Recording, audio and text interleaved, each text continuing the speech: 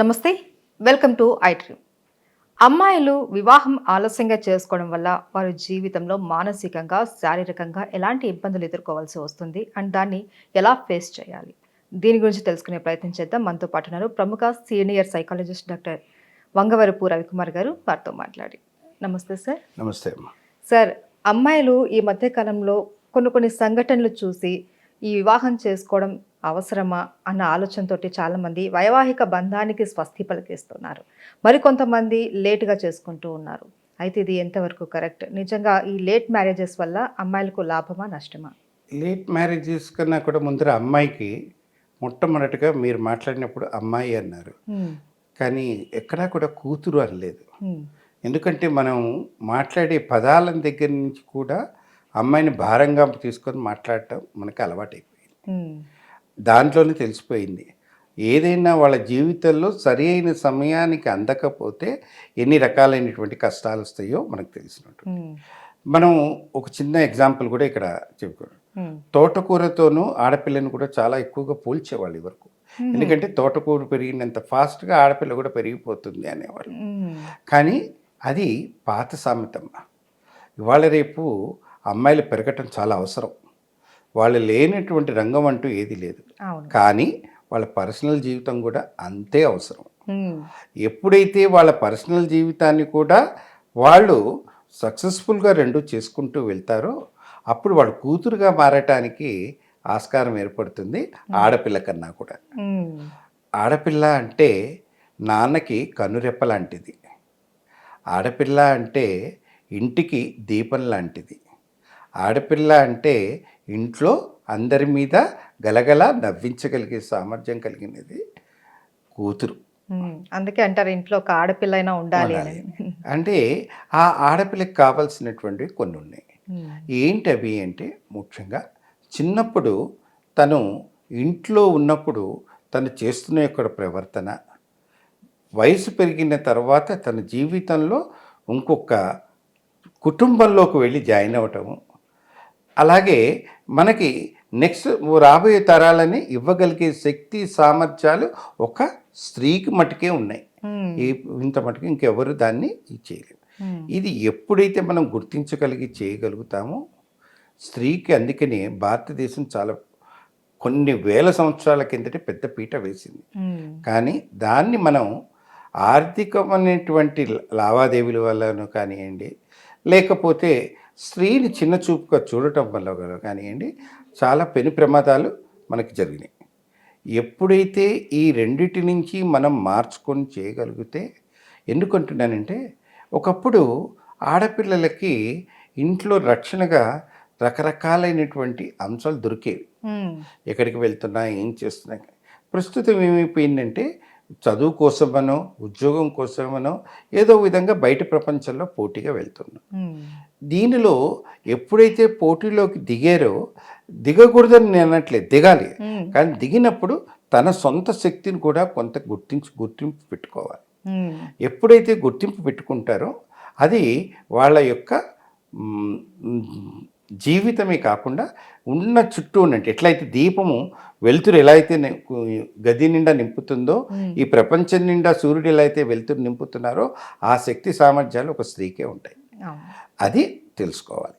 ఎప్పుడైతే ఈ స్త్రీ తన యొక్క వివాహాన్ని పోస్ట్పోన్ చేస్తుంటే దానివల్ల ఏమవుతుందంటే బాడీలో జరుగుతున్నటువంటి బయలాజికల్ ఇవన్నీ కూడా అవి పోస్ట్పోన్ అవడానికి ఆస్కారం లేదు.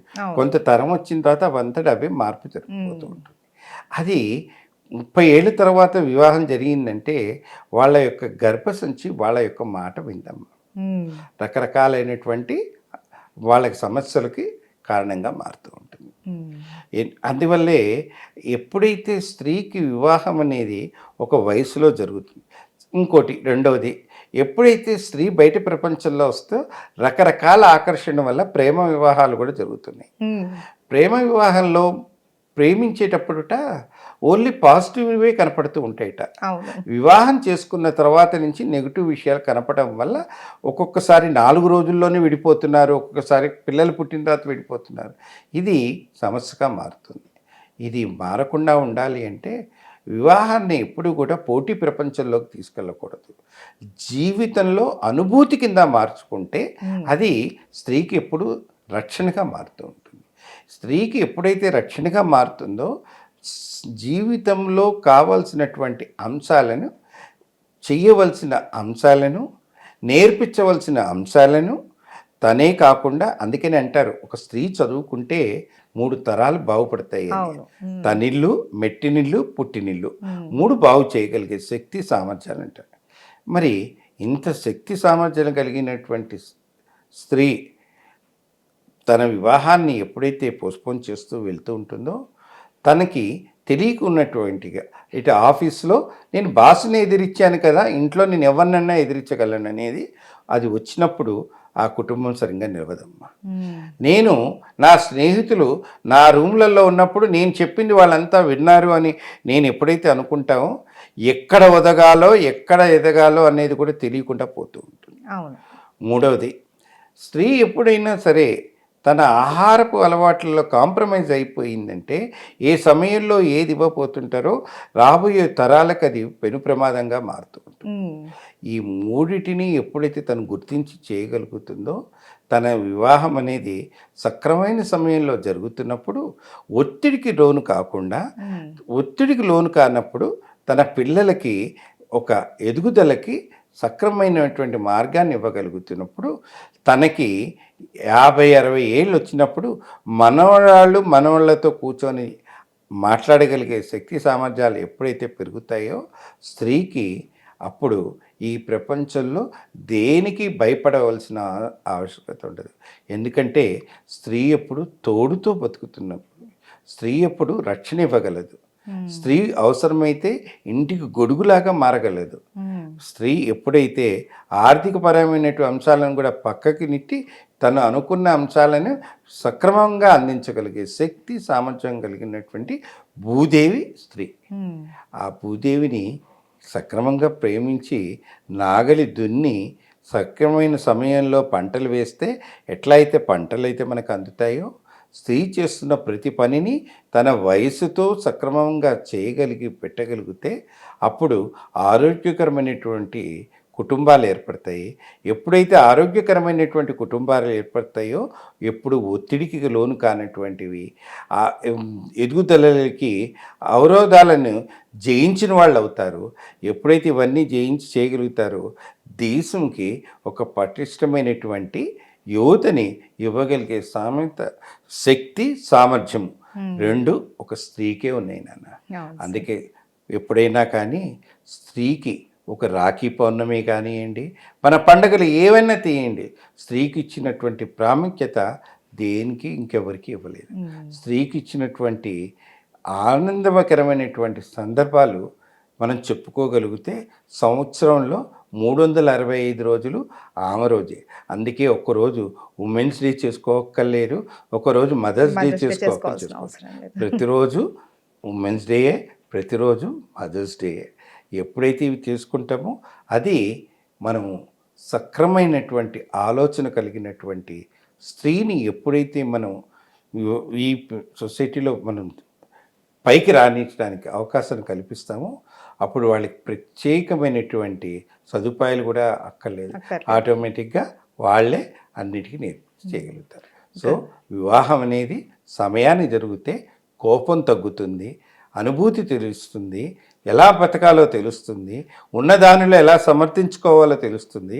పాతకాలంలో మన అమ్మలు ఏం చదువుకున్నారమ్మా, కానీ ఇల్లుని ఎంత బాగా నేర్చుకోవచ్చు, ఎంతమంది పిల్లల్ని చక్కగా చేశారు, ఇది మనం తెలుసుకోవాలి. కష్టం వచ్చినప్పుడు బెదిరిపోకుండా, సుఖం వచ్చినప్పుడు ఆకాశంలో ఎగరకుండా ఎప్పటికీ భూమి మీద నిలబడే శక్తి సామర్థ్యాలు ఒక స్త్రీకే ఉంటాయి. ఇది ఎప్పుడైతే తెలుసుకోగలుగుతామో నేర్పు అనేది ఈ ప్రకృతిలో చాలా సహజం. టెక్నాలజీ వచ్చింది కదా అని స్త్రీ తన తత్వాన్ని మర్చిపోకూడదు. ఆర్థిక సంపాదన వచ్చింది కదా అని చెప్పి మర్చిపోతే ప్రకృతి ఆగిపోతుంది. స్త్రీ చేసినటువంటి గొప్ప లక్షణాన్ని అందరూ గుర్తించగలిగితే తక్కిన వాళ్ళందరూ కూడా సురక్షితంగా ఉండగలిగే మార్గం ఏర్పడుతుందమ్మా.